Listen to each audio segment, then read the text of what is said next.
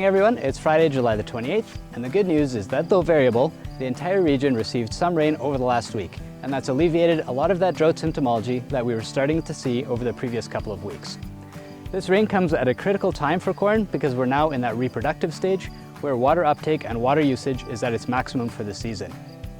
We're seeing relatively good pollination throughout the area, and you can check this very easily in your fields by pulling an ear, carefully removing all of the little husk covers, and then giving it a light shake.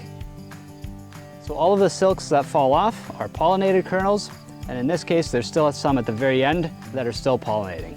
So we're not quite done yet, but once this week is over in a field like this, we can get a pretty good idea in terms of what the remaining yield potential is. And now for the bad news. With that wonderful rain came the dreaded hail once again.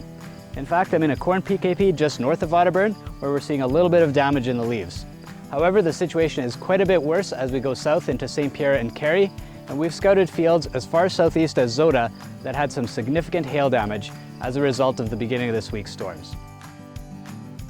It's extremely difficult to pinpoint exactly how much leaf defoliation there is on a corn plant due to a hail event. The worst thing you can do is come out the day after and take a look at it because we'll be in shock and just see all the damage. This stand right here was actually hit in that hailstorm on July 13th. And it was an extremely disappointing scene at that point. However, if we come out now, we do see that there is some leaf tissue that has dried off and is no longer contributing to the plant. However, overall, even these tattered leaves are still attached to the plant, and they're still dark green, and they're still feeding the plant for the rest of the season. The other good news in here is that we're starting to see that these silks are starting to dry out, which means we should have decent pollination. In about a week to 10 days, we should be in that full blister stage in a field like this, so we can come out and assess a full plant count, as well as the average kernels per ear, and then we have a very good idea in terms of what's left for yield potential at this point in the season. Obviously, this is not a good situation for corn, but it's also not the catastrophe that it often looks like the day after a hailstorm.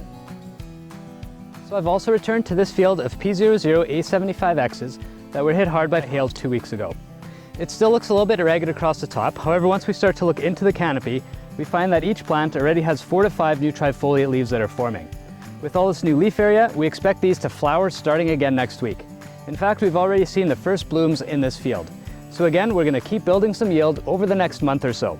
One thing that we have noticed from previous experience is that a stand like this is likely to mature about a week and a half later than we would have expected, just based on being held back by that hail damage. Overall, the crop outlook throughout the area remains positive, and one crop that we haven't talked a lot about is sunflowers. But it is Instagram season, so I figured I should be out here with my camera as well. If you're on the farming side, you're probably more interested in fungicide timing for sclerotinia suppression, and that timing is from 10 to 50% bloom. Another benchmark that's sometimes used is about a 1-inch band of open flowers towards the outside of those heads, as the sunflowers do flower from the outside towards the middle. If you have any questions about this or anything else, please don't hesitate to give us a call. And once again, thanks for watching the videos, and we hope you have a wonderful weekend.